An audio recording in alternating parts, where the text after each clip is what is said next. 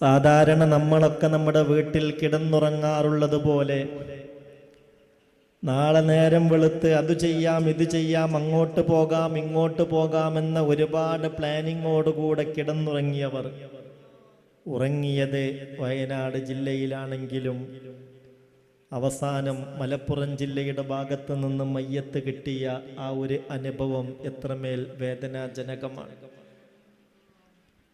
അതിശക്തമായ കുത്തൊഴുക്കിൽപ്പെട്ട് സൂചിപ്പാറ വെള്ളച്ചാട്ടവും കഴിഞ്ഞ് അതുപോലെയുള്ള 2-3 വെള്ളച്ചാട്ടങ്ങൾ കഴിഞ്ഞ് ആ പാറക്കൂട്ടങ്ങൾക്കിടയിൽ, ആ മരത്തടികൾക്കിടയിൽ, ആ ബിൽഡിങ്ങിൻ്റെ കോൺക്രീറ്റ് അവശിഷ്ടങ്ങൾക്കിടയിൽ ഒരു മയ്യത്ത് കിലോമീറ്ററുകളോളം ഒലിച്ചു പോയാൽ പിന്നീട് ആ മയ്യത്തിൻ്റെ ഒരവസ്ഥ, ആ മനുഷ്യൻ്റെ ഒരവസ്ഥ എന്തായിരിക്കുമെന്ന് ചിന്തിക്കണം. ചില മയ്യത്ത് കണ്ടപ്പോൾ ഞാൻ തന്നെ ഞെട്ടിത്തെറിച്ചു പോയി. അല്ലാഹുവേ, തിരിച്ചറിയാൻ കഴിയാത്ത ചില മയ്യത്തുകൾ ചെന്ന് നോക്കുമ്പോൾ എന്താണ് അവസ്ഥ? ഒരു മനുഷ്യൻ്റെ മുഖമാണെന്ന് തിരിച്ചറിയണമെങ്കിൽ തന്നെ നമ്മൾ നന്നായി ശ്രദ്ധിച്ചു നോക്കണം.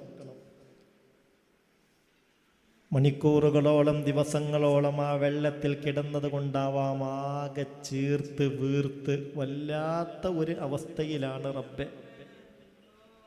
എവിടെയാണ് കണ്ണ്, എവിടെയാണ് മൂക്ക്? ശ്രദ്ധിച്ചു നോക്കിയാൽ ഒരു നിഗമനം കിട്ടുമെന്നല്ലാതെ കൃത്യമായത് മനസ്സിലാവാത്ത വിധത്തിലുള്ള ഒരുപാട് മയ്യത്തുകൾ.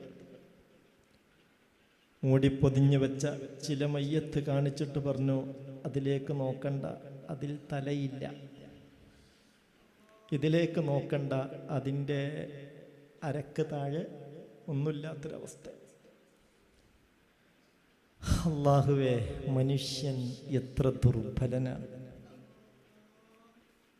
എത്ര ദുർബലനാണ് ഈ മനുഷ്യൻ. അഹങ്കാരം വേട്ടയാടുന്നവർ, തലക്കനവുമായി നടക്കുന്നവർ അതൊക്കെ ഒന്ന് ചെന്ന് നോക്കുന്നതും നല്ലതാണ്. എത്ര പ്രതീക്ഷകളാണ്, ആഗ്രഹങ്ങളാണ് ഒരു രാത്രിയിൽ അസ്തമിച്ചു പോയത്.